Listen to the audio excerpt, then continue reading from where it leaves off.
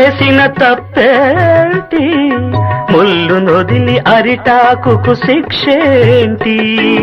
తప్పు నాది కాదంటే లోకం ఒప్పుతుందా?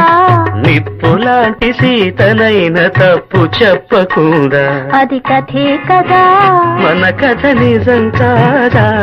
అది కథే కదా, మన కథ నిజం కాదా?